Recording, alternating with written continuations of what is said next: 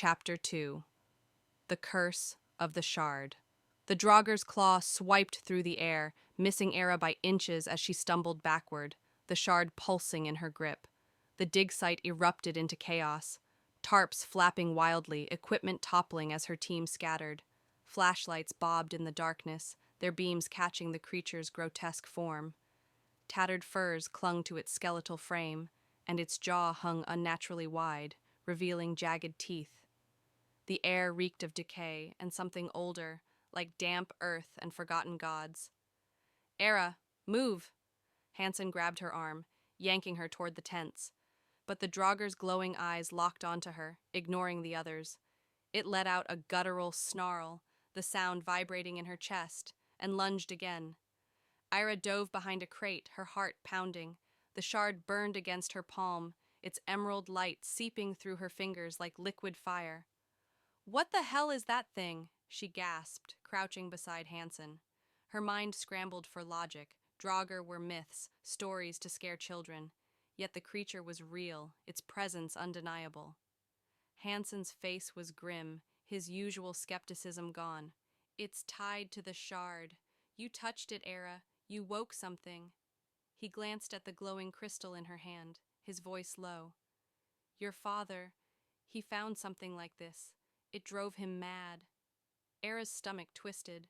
She wanted to argue, to demand answers, but the Draugr's footsteps crunched closer, its shadow looming over the crate. She tightened her grip on the shard, its warmth spreading up her arm.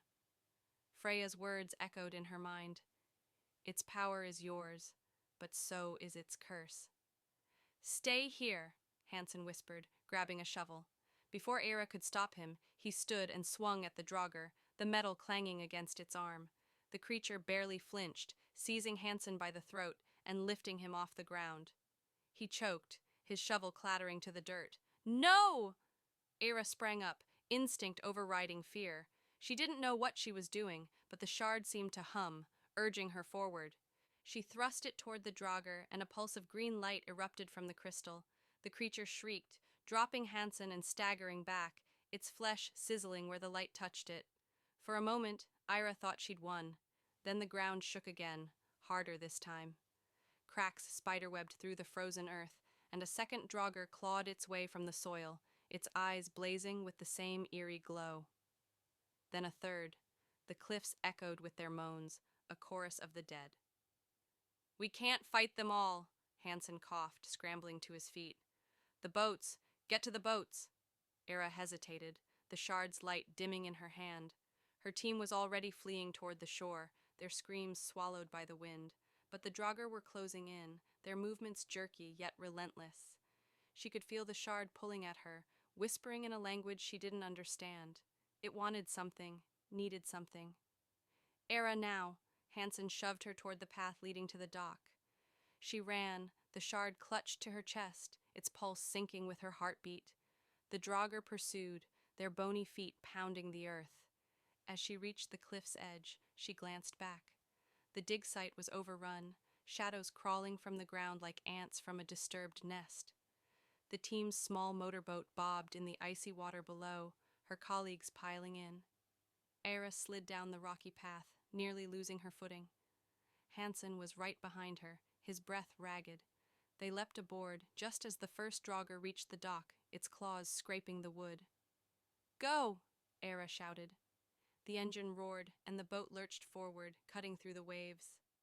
The Draugr stood at the shore, their glowing eyes fixed on her, unblinking. They didn't follow, but Era knew they weren't gone. As the Lofoten Islands shrank into the distance, Era sank onto the deck, the shard heavy in her hands. Her team was silent, their faces pale with shock. Hansen knelt beside her, his voice barely audible over the wind. "What did Freya tell you?" Era swallowed, her throat dry. "She said I'm running out of time. That the shard's power, it's mine, but it's cursed."